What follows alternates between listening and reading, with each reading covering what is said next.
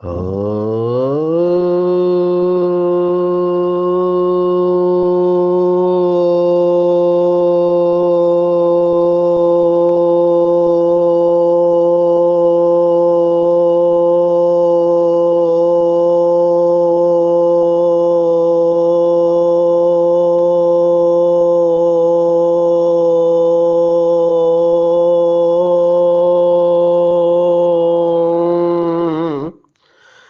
शांति। आज 26 जुलाई 2024 भारत में शुक्रवार है। Today is 26th July 2024 and it's Friday in Bharat. आज की मुरली का जादुई रहस्य स्वयं को प्रेरणा देने के लिए Magical secrets of today's Murli for motivating the self। आज की साकार मुरली में बहुत सारे राज को लेकर आई है, लेकिन पूरी मुरली का फ्लो जो है वो ड्रामा के ऊपर है। एक एडजेक्टिव लगता है या विशेषण लगता है ड्रामा के आगे और पूरा भाव ही बदल जाता है। सबसे बड़ा सीक्रेट बाबा के बच्चों के पास है जो दुनिया वालों के पास नहीं है, वो ड्रामा का है। हालांकि दुनिया में भी ड्रामा का नॉलेज एक तरह से है, लेकिन यथार्थ नहीं है। इसलिए बाबा ने आज ये विशेषण यूज किया कि ये टिक टिक जो होती है ड्रामा की, उसको यथार्थ समझकर हर्षित रहना। ये पूरा वाक्य बहुत इंपॉर्टेंट है। अगर यथार्थ नहीं समझेंगे तो हर्षित रहना मुश्किल है, नहीं रह पाएंगे हर्षित। इसको हम डिटेल में देखने वाले हैं। दूसरी इंपॉर्टेंट पॉइंट जो आज की मुरली में आई है कि कभी भी किसी को सीधा नहीं कहना है कि भगवान आया हुआ है, क्योंकि लोग मजाक उड़ाएंगे। ये इसलिए होता है क्योंकि बहुत लोग अपने को भगवान कहने वाले आज जेल में हैं और बहुत कुछ हुआ है, तो लोगों का ये विश्वास उठ गया है कि भगवान आएगा करके या आया है। तो जब ऐसे बहुत केसेस होते हैं तो ट्रस्ट निकल जाता है। इसलिए बाबा कह रहा है कि कलयुग है, हर एक अपने को भगवान कहता है, तो आपको सीधा नहीं कहना है। लोग या तो टीका करेंगे या हंसी उड़ाएंगे। इसलिए युक्ति से दो बाप का परिचय देना है। ये बाबा को ड्रामा का एडवांटेज है, सब बातें पहले से ही जानता है, इसलिए बताता है कि कौन सी बात काम करने वाली है। तो बाबा के शब्दों को समझना है अच्छी तरह से, सीधा कभी किसी को कहना नहीं है। तीसरी जो बात प्रोमिनेंटली आई है प्रकर्ष से, वो है कि सतयुग का वर्णन आया है। बहुत सुंदर, ये भी एक अभ्यास है स्वदर्शन चक्र में। सतयुग का जो भी बात बाबा ने बताई है, वहाँ की नेचुरल ब्यूटी के बारे में, प्रकृति की सुंदरता। आज कहा है कि वहां तो जानवर भी बीमार नहीं होते, इंसान का तो छोड़ो। और फर्स्ट क्लास है, वहाँ कीचड़ पट्टी आदि कुछ नहीं होती है। चौथी बात जिसके ऊपर इस समय कई लोग प्रयोग करते हैं, वो है गुप्त धन। गुप्त धन का राज बाबा ने बताया कि बहुत ऐसे करते हैं जो खड्डे खोदकर भी अंदर माल रख देते हैं, तो या तो फिर चोर ले जाते हैं या खड्डों में ही अंदर रह जाते हैं, और फिर खेती खोदते समय धन निकलता है। इसको गुप्त धन कहते हैं। तो सतयुग में कैसे खानियां भरपूर होगी, ये भी आज बाबा ने टच कराया है। ये सब ज्ञान के राज, ये जो पॉइंट है, ये सुनते ही हमारा चिंतन उस दिशा में चला जाता है। और वी डोंट नो कौन सी आत्मा का कहाँ पर क्या पार्ट है। पर ये सब बाबा रहस्य हमको सुना रहे हैं। विशेष मायाजीत बनने के लिए बाबा ने निश्चय के ऊपर बताया है कि हम देखने वाले हैं कि कैसे निश्चय के आधार पर निश्चिंत रह सकते हैं और निश्चित का नशा रहता है।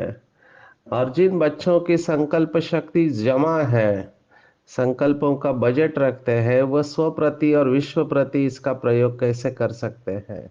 तो आज की पूरी मुरली है, ड्रामा की पॉइंट हम कई बार देख चुके हैं। मैं इसको स्टोरी के साथ कनेक्ट करूंगा ताकि बातें हमको एक्सेप्ट करना सहज जाए। नहीं तो अनुभव ये कहता है कि जब पेपर आती है, परिस्थिति आती है, तो तुरंत फुल स्टॉप नहीं लगता है और बहुत संकल्प चलाते हैं कुछ बाबा के बच्चे। अगर ड्रामा की पॉइंट हमको पक्की है, वो भी यथार्थ रूप में पक्की होनी चाहिए। यथार्थ ये शब्द बहुत इंपॉर्टेंट है। एक है यथार्थ और दूसरा है अयथार्थ। ड्रामा को पॉजिटिवली भी ले सकते हैं, नेगेटिवली भी ले सकते हैं। अभी किसी को कोई बीमारी आई या किसी की मृत्यु हो गई, तो ड्रामा की पॉइंट अगर आपने उठा लिया उस समय निगेटिवली, तो आप दुखी हो सकते हैं कि हर कल्प में मेरे को ये बीमारी आती रहेगी, हर कल्प में मेरे से ये गलती होती रहेगी। और there is no way to reverse that. एक बार हो गया शूटिंग तो उसको रिवर्स नहीं कर सकते हैं। अभी हर कल्प में मेरे से गलती होगी या मेरा नुकसान होगा या लॉस होगा, ये सोचकर व्यक्ति फ्रस्ट्रेट हो सकता है, निराश हो सकता है। लौकिक में भी मेरे पास जब काउंसलिंग के लिए पेशेंट आते हैं तो मैं देखता हूँ बहुत सारे पेशेंट अपनी पास्ट की बातों को भूल नहीं पाते हैं। वो पास्ट इट्स लाइक हॉन्टिंग, बार बार उनको याद आता रहता है कि ऐसा नहीं करते तो ऐसा होता, ऐसा नहीं करते तो ऐसा होता, ये ड्रामा ऐसा क्यों हुआ है। एक यज्ञ में हमने कहानी सुनी, बहुत इंपॉर्टेंट कहानी, ये वरिष्ठ भाई ने सुनाई थी कि एक आत्मा माना एक माता, उसके पास छोटा बच्चा था उसका, उनके घर को आग लग गई। अभी नेचुरल माँ का प्रोटेक्शन होता है कि बच्चे को बचाने का, तो आग बढ़ते गई तो उसने बच्चे को अपने सिर पर उठा लिया, पर आग इतनी बढ़ती गई कि उसके पैर जलने लगे। अभी पैर जलने लगे तो उससे सहन नहीं हुआ और उसने ऐसा काम किया जो कोई माँ नहीं कहेगी। लेकिन जब मृत्यु आता है तो हर एक को चूज करना होता है। तो उन्होंने उसने बच्चे को नीचे डाल दिया, उसके ऊपर खड़ी हो गई। अभी दिस इज वेरी, ये रोंगटे खड़ा करने वाली कहानी है। अभी आग तो बुझ गई लेकिन बाद में वो माता पागल जैसी हो गई, क्योंकि बार बार वो सीन उसको मन के सामने याद आ रहा है कि उसने अपने बच्चे को मार दिया। उसका ध्यान ही नहीं कहीं लग रहा है। तो ऐसे ही ड्रामा प्लान अनुसार उसको बाबा का परिचय मिला और बाबा के पास आए। और मुरली में बाबा ने कहा कि ड्रामा की टिक टिक होती रहती है, एक्यूरेट ड्रामा रिपीट होता है। और वो डिस्टर्ब हो गई। बाबा को कहा, बाबा ये ड्रामा रिपीट नहीं होना चाहिए। अभी देखो, ये वही साइकोलॉजी है जो मेजॉरिटी के साथ हो सकती है कि ऐसा कोई सीन ड्रामा में जो हमको शॉक देकर गया है, हम उसे भूलना चाहते हैं। कहते हैं time is the best healer. जैसे समय आगे बढ़ता है हम पुरानी बातों को भूलने लगते हैं, जो दुखदाई बातें हैं हम उसे कॉन्शियसली नीचे धकलते रहते हैं कि वो याद नहीं आए, क्योंकि वो बातें याद आ गई तो पूरे इमोशंस बाहर आ जाते हैं, भावनाएं बाहर आते हैं, तो हम उसे भूलने की कोशिश कर रहे हैं। अभी जब भी मुरली में ये पॉइंट आएंगे, ये माता को तकलीफ होने वाली है, तो उसने बाबा को कहा कि बाबा, ऐसा कैसे ड्रामा कल्याणकारी है? इसमें क्या कल्याण समाया हुआ है? मेरे द्वारा इतना बड़ा कर्म हुआ। तब बाबा बहुत अच्छा जवाब देता है। बाबा कहता है कि बच्चे, अगर आप वो नहीं करते तो आज आप बाबा के सामने नहीं होते। अभी it's very difficult to accept this. मैं थोड़ा सोच रहा था कि ब्रह्मा बाबा, मम्मा, या हमारे दादिया या वरिष्ठ भाई जो भी राजा रह चुके हैं, अभी सतयुग और त्रेता में तो संघर्ष का प्रश्न ही नहीं आता है, लेकिन आप द्वापर से थोड़ा डायनामिक्स को देखो। द्वापर में द्वापर में लड़ाइयाँ चालू होती है, और लड़ाई को ऑर्डर देने वाला कौन होता है? तो राजाएं होते हैं, राजा महाराजा। ये अशोक का वॉर के बारे में, राजा अशोक ने कितना कितने लोगों को मारा, आप सोचो। उसके एक ऑर्डर से कितने लोगों की मृत्यु हो गई। तो ऐसे कितने युद्ध होते हैं, और इन सब युद्ध को ऑर्डर देने वाले राजा होते हैं। अभी वो जमीन के लिए लड़ाई है, लेकिन उसमें कितने निष्पाप लोग मरते होंगे। तो जो भी बाबा के राजा बच्चे रहे होंगे द्वापर में या इवन कलयुग के शुरुआत में, उनके एक ऑर्डर से कितने लोग मरते होंगे। जैसे अभी देखो, बाबा ने ये मुरली में कहा हुआ है कि ये न्यूक्लियर वॉर होगा। तो जो भी आत्मा ऑर्डर देगी न्यूक्लियर बॉम्ब डालने की, नंबर वन। दूसरा, जो व्यक्ति एरोप्लेन में लेके न्यूक्लियर बॉम्ब को डालेगा, उनके ऊपर कितना बड़ा बोझा होगा, आप सोचो। एक बॉम्ब, जो हमको पता है हिरोशिमा नागासाकी में जो बॉम्ब गिरा, उसमें कितने लोग मर गए, आज भी सफर कर रहे हैं कैंसर की वजह से, क्योंकि वो रेडिएशन है।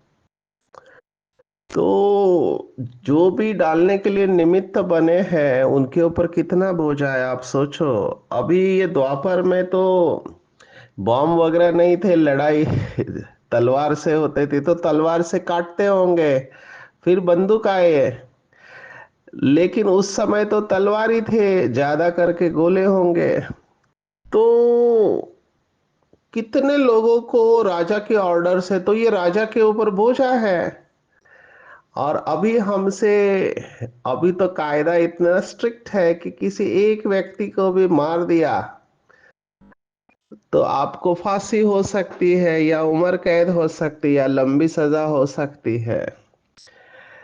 तो आप ये सोचो कि ये सब करने में कल्याण है या अकल्याण है? ये प्रश्न तो हमारे आर्मी के भाई ने पूछा बाबा को कि बाबा, हमारा काम ही है शूट करना, हमारा काम है गोली मारना। अगर हम गोली नहीं मारेंगे तो सामने वाला हमको गोली मारेगा। तो ऐसे में क्या करें, क्योंकि गोली मारने से उसकी मृत्यु होने वाली है। तब बाबा ने भगवत गीता का जवाब दिया। भगवत गीता के अध्याय में आता है, मामनुस्मर युद्धम च, माना मेरी याद में युद्ध करो। हमारे एक भाई साहब है जो कारगिल वॉर में थे, उनका बहुत रोंगटे खड़े करने वाला अनुभव है। तो वो कह रहे हैं कि कारगिल वॉर में हमारा पोजीशन भारत का नीचे था और पाकिस्तान का पोजीशन टॉप पे था। तो ऊपर से गोली मारना इजी होता है, नीचे से गोली मारना बहुत मुश्किल होता है। अभी ये बाबा का पक्का बच्चा, अभी ही is the incharge of the post, post के इंचार्ज है ये, और इनको भारत को डिफेंड करना है। तो उन्होंने अनुभव सुनाया कि रोज अमृत वेले उठ के स्नान करके वो बर्फ में है।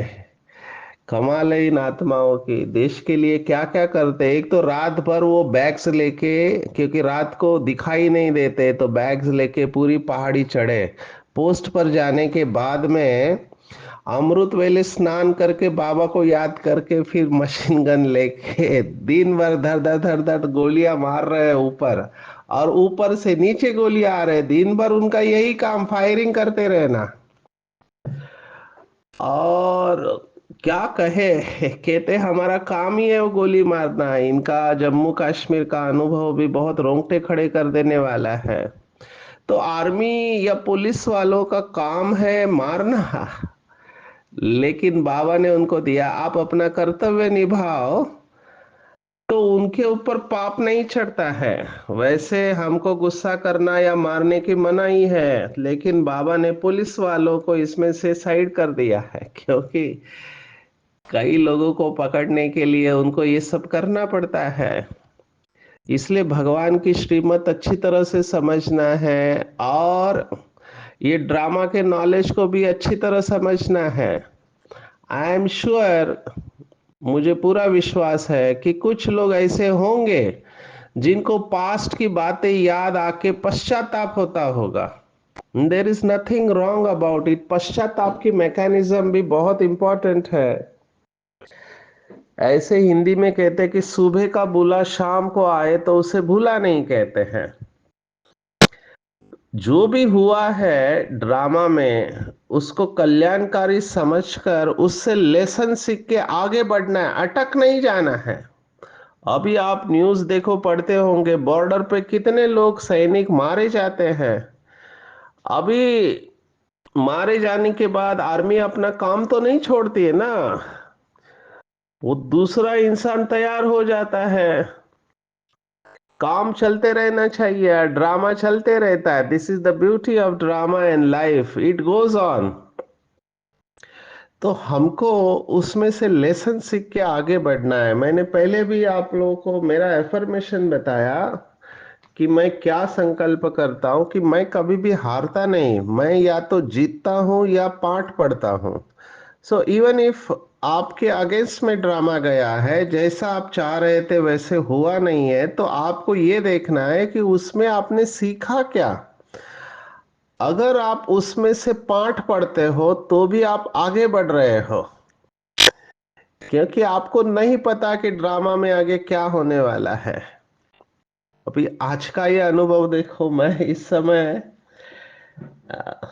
कभी मन ना चित, कभी सोचा नहीं था इधर आएंगे। ये कर्नाटक में कारवार डिस्ट्रिक्ट के पास ये कैगा न्यूक्लियर प्लांट है। अभी मुझे भी अभी पता चल रहा है कि मुरली रहस्य में लोकेशन बताने से सेवा हो सकती है। हम तो निकले थे सेवा के लिए मुंबई से मैंगलोर तक बाय रोड। कई लोगों ने कहा कि आप इतना दूर जा रहे हैं, अकेले जा रहे हैं। मैंने कहा कोई साथ में आना नहीं चाहता है, क्या करे, सेवा तो करनी है। ये कोस्टल बेल्ट है, पूरा समुंदर का किनारा है। यहाँ के मेडिकल कॉलेजेस में सेवा नहीं हुई थी जितनी चाहिए उतनी, तो खुद निकले थे। तो मैंगलोर से मैं निकल रहा हूँ ऐसे बोला, तो यहाँ पर एक भाई है, बाबा के नए बच्चे निकले हैं, लेकिन बाबा की बहुत मदद है उनको। तो उन्होंने मैसेज डाला कि क्या आप यहाँ पे ऑन द वे आ सकते हैं। मैंने कहा आने को कोई प्रॉब्लम नहीं, लेकिन शॉर्ट नोटिस पे प्रोग्राम कैसे होगा, क्योंकि यहाँ पे बहुत बड़ा प्लांट है, 4 रिएक्टर्स है। यहाँ से nuclear fuel energy Kerala, Tamil Nadu, ये सब कर्नाटक, सबको सप्लाई होती है इलेक्ट्रिसिटी। तो इनको टाइम चाहिए। तो उसने कहा मुझे एक दिन दे दो। मैंने कहा दोपहर तक बताओ। और इन्होंने रात को ही अपने बॉस को मैसेज डाला, कोई रिस्पांस नहीं। तो ये मुझे फोन करने वाले थे कि सचिन भाई नेक्स्ट टाइम करेंगे, कोई रिस्पांस नहीं। तभी उनको उनके बॉस बुलाते हैं कि तुम मैसेज डाल के भूल जाते हो, पूछते नहीं हो। और फिर उन्होंने ओके कहा, तो हम यहाँ आ गए। और यहाँ आकर बाबा ने जो सेवा कराई, आपको क्या कहूँ, कॉन्फिडेंशियल बातें हैं। क्या ड्रामा कैसे नूंदा हुआ है, मैं कुछ बातें बता नहीं पा रहा हूँ, क्योंकि किसी की इज्जत का सवाल होता है। लेकिन ऐसे लग रहा था कि वो आत्मा राह देख रही है कि मैं यहाँ आके उस आत्मा की काउंसलिंग करो, दुखी है। तो ये ड्रामा है, हमको नहीं पता कि ड्रामा में आगे कौन सा सीन आने वाला है। अभी भी मैं रिकॉर्डिंग कर रहा हूँ, कहेगा मैं मुझे यहाँ से निकलना है, पर आगे मुझे टाइम नहीं मिलेगा। 8 घंटे का ड्राइव है, यहाँ से मुझे कोल्हापुर जाना है। तो मैं सुबह सुबह ही मुरली रिकॉर्ड करके निकलने वाला हूँ। तो ये सब ड्रामा के सीन आते हैं, हमको नहीं पता, लेकिन मैंने देखा है कि जब हमारा भाव अच्छा होता है कि मुझे बाबा का इंस्ट्रूमेंट बनकर चलना है, मैं हमेशा ये ध्यान में रखता हूँ कि लोग बहुत दुखी है। ये काउंसलिंग से हमको पता चला है, बाहर से हंसते हैं, दिखाते हैं सब कुछ अच्छा है, लेकिन अंदर दुखी है। तो मैं हमेशा बाबा को ये कहता हूँ कि बाबा मुझे आप यूज करो, क्योंकि आप डायरेक्ट किसी को मिल नहीं सकते हैं। आपने बच्चों को निमित्त बनाया है, तो जो भी दुखी बच्चे हैं आप मुझे उनके पास भेज दो, ताकि मैं निमित्त बन के उनके दुख दूर करूं। क्योंकि बाबा ने एक मुरली में कहा था, बच्चे दुनिया में लोग बहुत दुखी हैं और आपको मैंने निमित्त बनाया है। तो मुझे ये बहुत लगता है कि हम क्या कर रहे हैं, लोग इतने दुखी है, हम उनका दुख दूर कर सकते हैं। हम भी मास्टर रहम के सागर है, दया के सागर है। तो ये बाबा को मैं रोज कहता हूँ, बार बार कहता हूँ, प्लीज यूज मी। तो बाबा देखो कैसे अपॉर्चुनिटी लेकर आता है। तो ड्रामा को यथार्थ समझना है, मैं इसमें ज्यादा समय नहीं दूंगा। हम सबसे जाने अनजाने में ऐसे कर्म हुए हैं अंडर द इफेक्ट ऑफ माया, जो नहीं होना चाहिए, तो उसके पास गिल्ट आता है, दिल भारी होता है। एक्सेप्ट करना है, बाबा को सरेंडर करना है। गलती हुई है, माफी मांगना है, बार बार माफी मांगते रहना है।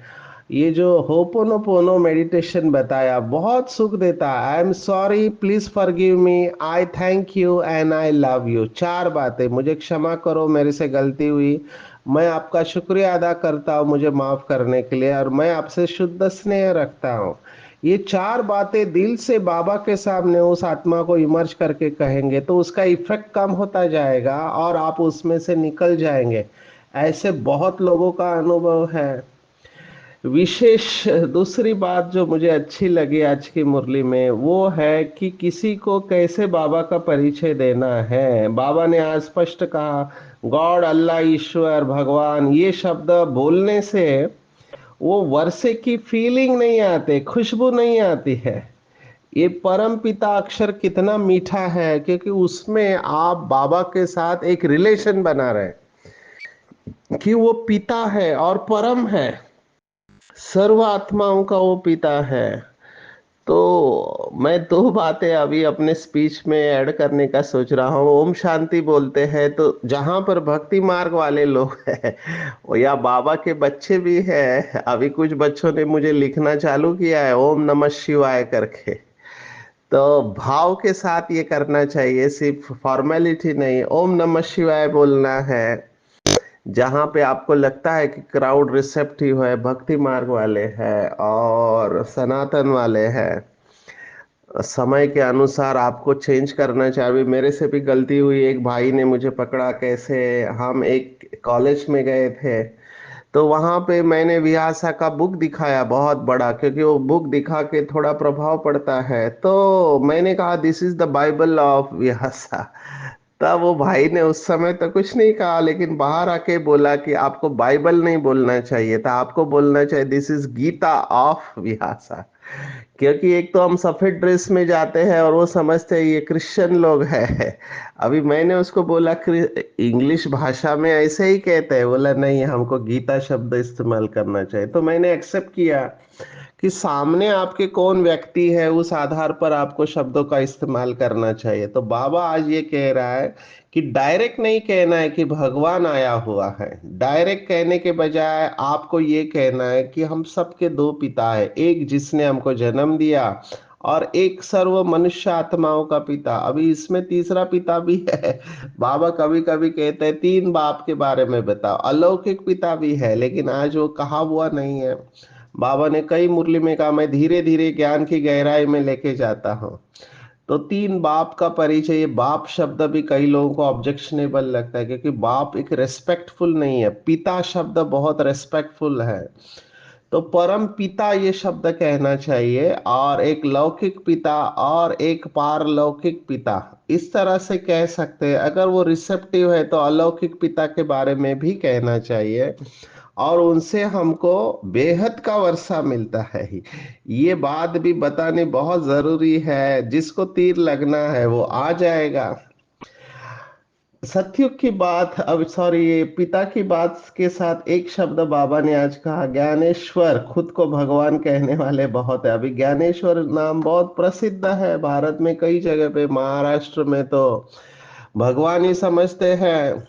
अभी we have to respect their emotions. हमको भक्ति मार्ग के आत्माओं की भावनाओं को सम्मान देना चाहिए, क्योंकि वो अनजानेपन में ये कर रहे हैं। तो उनको कभी भी ये नहीं कहना चाहिए उनकी भावनाओं को ठेस लगे, ऐसा कभी कुछ नहीं बोलना चाहिए। हाँ बोल के अपना ज्ञान सुनाना चाहिए, क्योंकि जो बाबा का बच्चा ज्ञान में आने वाला है उसको केवल टच होने की जरूरत है। फिर बाबा ने कहा, अच्छे अच्छे बाबा के बच्चे आश्चर्यवत सुनंती सुनावंती स्टूडेंट बनावंती और अहो मम माया भागंती हो जाते हैं। सचमुच में वंडर है। हमको नहीं पता ये ड्रामा कैसे बना है। मैं आपको इसके ऊपर कई अनुभव सुना सकता हूँ। हमारे पास एक आत्मा, इतनी अच्छी आत्मा, वारिस क्वालिटी वाली आत्मा, आज ज्ञान में नहीं है। तो बहुत वंडर लगता है। जब उसने बाबा का हाथ छोड़ा तो थोड़े समय बाद मैंने उनको पूछा कि क्या हुआ। बोला, मेरे को जरूरत थी, माया का वार हो रहा था, मैं महारथियों से मिलने गया मधुबन में, किसी के पास टाइम नहीं मेरे लिए। तो मैंने सोचा मेरा ड्रामा में यही पार्ट है। अभी ये भी ड्रामा को उल्टा उठा लिया। आपको पेशेंस रखना है, लेकिन वो सब समय आता है, व्यक्ति का पेशेंस खत्म हो जाता है और वो डिसीजन लेता है कि बाबा का हाथ छोड़ना पड़ेगा। मेरे पास बहुत केसेस है जिन्होंने रिसर्च किया है राजयोग के ऊपर, बड़े बड़े महारथी बाबा का हाथ छोड़ दिया। तो बाबा भी ये कहता है कि माया बड़ी दुष्टर है। सतयुग की कितनी बातें आज बाबा ने कहा। हमको सतयुग में रममान होना चाहिए कि ऐसी दुनिया जहाँ कोई बीमारी नहीं, इंसान तो छोड़ो जानवर भी बीमार नहीं होते। यहाँ पे गाय को कितनी तकलीफ है। बाबा हमेशा गाय के बारे में कहता है कि गाय को गंद खाना पड़ता है। हम देखते हैं प्लास्टिक खाते हैं गाय। तो सतयुग में ये सब नहीं होगा। किसान खुश हो गए होंगे बाबा की इस बात से कि ऐसी दुनिया जहाँ जानवर भी सुखी है और कोई गंदगी कीचड़ पट्टी नहीं होगी। ये जो गुप्त धन की बात आई है, तो बाबा को पूछा कि इतनी सारी खानियां कैसे। बाबा ने कहा, खानी भरपूर हो जाएगी, ये आप देखेंगे ड्रामा, इसका स्पष्टीकरण है। मैं अभी समय के अभाव से उसमें नहीं जाता हूँ। तीन शब्द जो बाबा ने हमको दिए हैं, तीनों वर्थ, जितना गहराई में जाएंगे अवस्था बहुत सुंदर होगी। वो तीन शब्द है, निश्चय, निश्चित और निश्चिंत। ये तीनों शब्द है, निश्चय, निश्चित और निश्चिंत। जिसका निश्चय पक्का है कि मैंने भगवान को अपना जीवन दे दिया है, सब कुछ दे दिया है, उसकी हार कभी हो नहीं सकती है। नंबर टू, जिसका निश्चय पक्का है उसको ये अंदर से फील होता है कि मेरी विजय निश्चित है। तो ये अपना गीत बना हुआ है, बहुत सुंदर, उस गीत को सुनना चाहिए। निश्चय ने निश्चित निश्चिंत किया, निश्चित विजय हमारी। कितना सुंदर है, लिखने वाले का भी कमाल है। निश्चय ने निश्चिंत किया, निश्चित विजय हमारी। पवित्रता के ऊपर वो गीत है। यही बात आज बाबा ने वरदान में कही है। जो बाप की पदम गुना मदद के पात्र बच्चे माया के वार को चैलेंज करते हैं कि आपका काम है आना और हमारा काम है विजय प्राप्त करना। माया को, शेर रूप को चींटी समझते हैं। तो चींटी है माया, डरना नहीं है। हमने अनेक बार विजय प्राप्त की है, जो शब्द मैं पिछले 2 दिन से कह रहा, अनगिनत बार हम विजयी बने। इतना कॉन्फिडेंस होना चाहिए। विजयी आत्माओं की विजय 100% निश्चित है। ये निश्चित का जो नशा है, बाप की पदम गुना मदद का अधिकार प्राप्त कराता है। इस नशे से सहज ही माया जीत बन जाते हैं। तो निश्चय रखना है कि मैंने भगवान को अपना जीवन दिया है, मेरा अकल्याण हो नहीं सकता। अकल्याण में भी कल्याण समाया हुआ, अगर हो भी जाता है तो संकल्प शक्ति को वेस्ट नहीं करना है, ड्रामा की पॉइंट से फुल स्टॉप लगाना है। जितना जमा होगी उतना हम स्व प्रति और विश्व प्रति इसका उपयोग कर सकते हैं। तो आज की पूरी मुरली में टेक होम है कि ड्रामा के नॉलेज को यथार्थ समझना है। टिक टिक होते रहते हैं, उस टिक टिक में कल्याण समाया हुआ है। बाप से पूरा वर्षा लेना है, परफेक्ट बनना है। जैसे बाबा है ज्ञान का सागर, शांति सुख का सागर, हमको भी बनना है। पढ़ाई पर पूरा पूरा ध्यान देना है, निश्चय बुद्धि बनना है, और निश्चय के आधार पर निश्चित विजय का नशा, बाप की पदम गुना मदद का अधिकार प्राप्त करना है और मायाजित बनना है।